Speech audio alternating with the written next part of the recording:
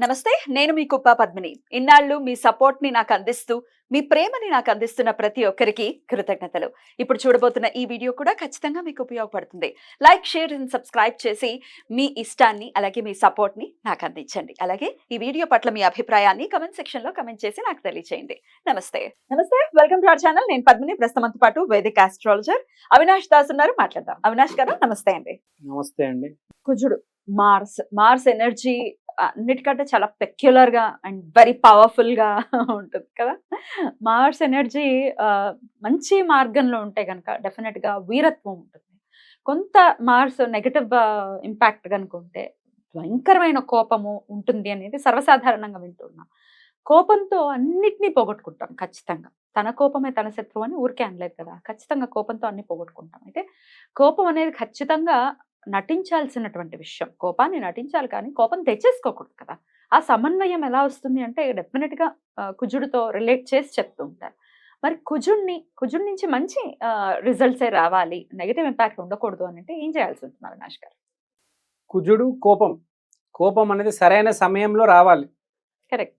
Good indication of కుజుడు ఏంటంటే సరైన సమయంలో కోపం వస్తేనే మంచి కుజుడు. ఇప్పుడు రాముణ్ణి చాలా మంది ఏదేదో అంటుంటారు. ఆ టైంలో మనం కోపం వస్తే మీ కుజుడు చాలా బాగున్నాడు. రైట్. మీ పాప స్కూల్కి వెళ్ళింది, చదువుకోవట్లేదు, మీ పాప మీద అరిచారు, కోప్పడ్డారు, మీ కుజుడు బాగున్నట్టు. అంటే మంచి రీజన్ కి కోప్పడినట్టు బాగున్నట్టు. ఇప్పుడు కొట్లాట జరుగుతుందండి, అనవసరంగా కొట్లాడుతున్నాం, కుజుడు పాడైపోతాడు. జిమ్కి వెళ్ళి బాడీ బిల్డ్ చేస్తున్నా, కుజుడు ఇంప్రూవ్ అవుతాడు. రీజన్ కరెక్ట్ ఉంటే మీరు కొట్లాడొచ్చు కూడా. అనవసరంగా కొట్లాడడం జిమ్ కుజుడు పాడవుతాడు. రీజన్ ఉండాలి, ఊరికే కొట్లాడుకోకూడదు. అవసరం వచ్చినప్పుడు తప్పదు. ధర్మానికి అడ్డొస్తే ఫైట్ చేసినా తప్పులేదు, మాట్లాడినా కోప్పడినా అరిచినా తప్పులేదు. మన ప్రాణం మీదకి వస్తే ఖచ్చితంగా మనం ఫైట్ చేయాలి కదా. అవును. అరవడము, కొట్టుకోవడము బ్యాడ్ మార్క్స్ ఇండికేషన్ కాదు, గుడ్ మార్క్స్ కూడా indication. Situation life is a situation. పరిస్థితి అండి, పరిస్థితి. ఎవరైనా ఏదైనా ఎందుకు చేస్తారు? పరిస్థితినే కదా. పరిస్థితి వల్లనే కదా జీవితం. లేకపోతే అందరు ఇంట్లో కూర్చొని హాయిగా ఉంటారు కదా టీవీ చూసుకుంటూ. మీరే చెప్పండి. అందరి దగ్గర డబ్బులు ఉన్నాయి, ఇంట్లో కూర్చుంటారు, మాల్స్కి వెళ్తారు, ఫారెన్ డెస్టినేషన్స్కి వెళ్తారు, బయటకి ఎందుకు వస్తారు? అందరి దగ్గర డబ్బులు ఉంటే ఇంకే డబ్బుకి వాల్యూ ఉండదు అప్పుడు. సో పరాక్రమము అనేది సరైన దారిలో పెట్టాలి. మన పనిలో కూడా పరాక్రమం చూపించాలి, కరెక్ట్ దారిలో వెళ్ళాలి. పరాక్రమం అంటే ఆంజనేయ స్వామిదే. ఆంజనేయ స్వామిని వేడుకుంటే, ఆరాధిస్తే మంచి పరాక్రమం వస్తుంది. ఆంజనేయ స్వామి పరాక్రమం చూడండి మీరు, అన్ని పాజిటివ్ కన్స్ట్రక్టివ్ పనులకు చేస్తాడు, ఎక్కడ ఏ నెగిటివ్ పనికి చేయలేదు. ఇంకోటి మంచి మార్క్స్కి ఇండికేషన్ ఏంటంటే గురు ఆరాధన ఉంటుంది. ఆంజనేయ స్వామి రాముడికి ఆరాధన చేసేవాడు, భక్తి. కరెక్ట్. సో వాళ్ళకు ఒక భక్తి ఉంటుంది కరెక్ట్ మీద. ఇప్పుడు రాముడికి ప్రాబ్లం వచ్చింది, ఆంజనేయ స్వామి రియాక్ట్ అవుతారు కదా. అలానే మంచికి ఎప్పుడైతే ప్రాబ్లమ్స్ వస్తాయో కుజుడు రైజ్ అవుతాడు, ఫైట్ చేస్తాడు, అరుస్తాడు, కోప్పడతాడు. Correct reason. So this is Mars. 108 అనేది చాలా పవిత్రమైన నంబరు అని అంటారు. దాన్ని కలిపితే ఎంత వస్తుంది? 9. మంగళ్యం, మోస్ట్ పవర్ఫుల్, మోస్ట్ ఎలా చెప్పాలి, ఫ్రూట్ఫుల్. ఒక పనిని మొదలు పెట్టాలంటే చాలా ఫ్రూట్ఫుల్గా స్టార్ట్ చేయాలి, అంతే కదా. ఫ్రూట్ఫుల్ గా ఉంటుంది, రిజల్ట్ ఫ్రూట్ఫుల్ గా వస్తుంది అనే భావనతో స్టార్ట్ చేయాలి. సో ఇక్కడ మనం చెప్పేది అంటే కుజుడు ఎంత ఇంపార్టెంట్ లైఫ్ లో అనేది తెలుసుకోవాలి. మీరు 9 అనే నంబర్ చాలా పవర్ఫుల్. మీరు చూడండి, పెద్ద వాళ్ళు 9 నంబర్ వాడతారు, మెయిన్ గా స్పోర్ట్స్ లో వాడతారు.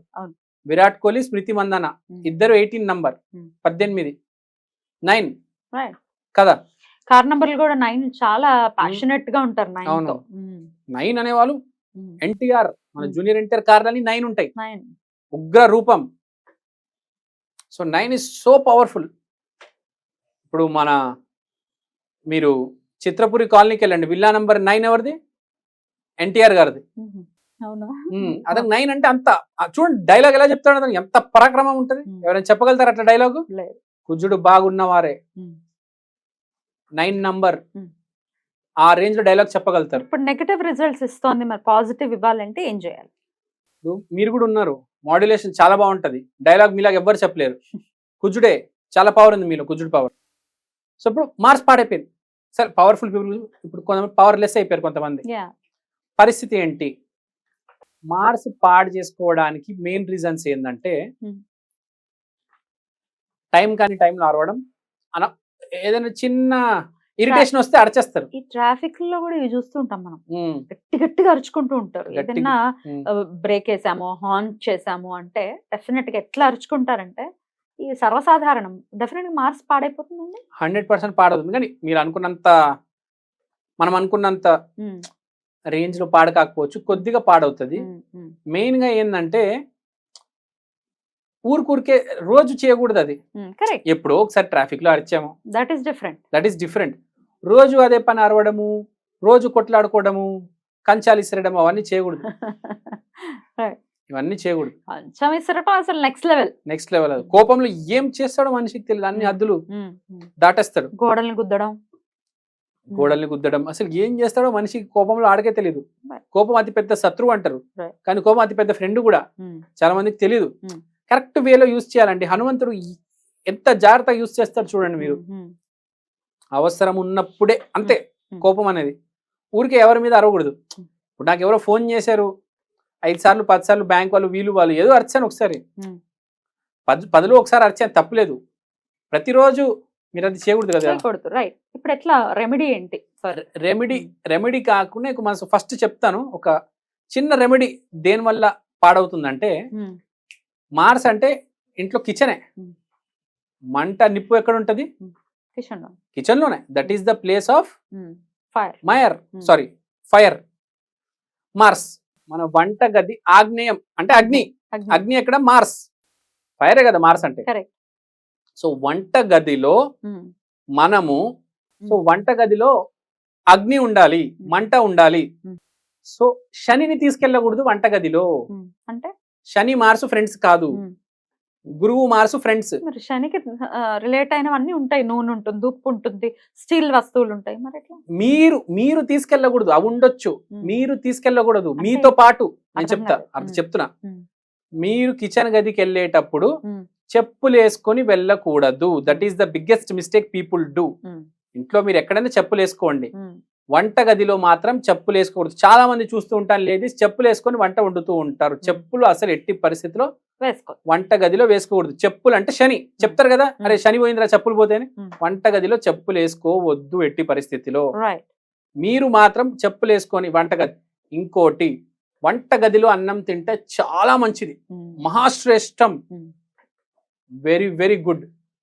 వంటగదిలో అన్నం తినాలి. పూర్వం అలాగే తినేవారు చక్కగా. అది ఎందుకంటే పెద్ద పెద్ద వంటగదులు ఉండేవి, బోల్డ్ ఎంత ప్లేస్ ఉండేది, చక్కగా తినేవాళ్ళు, కింద కూర్చొని తినేవాళ్ళు. మళ్ళీ కంచాలు తీసాక చక్కగా దాన్ని క్లీన్ చేసుకుని, మేమైతే ప్యాన్లు పెట్టండి అని అంటాం. నిత్య దైనందిన జీవితంలో చేసుకోవాల్సినటువంటి మార్పులు ఖచ్చితంగా చేసుకుంటే కుజుడి యొక్క అనుగ్రహం పరిపూర్ణంగా వచ్చేటటువంటి ఆస్కారం ఉంటుంది అని తెలియజేశారు. థ్యాంక్ యూ అండి. Thank you so very much. నమస్తే.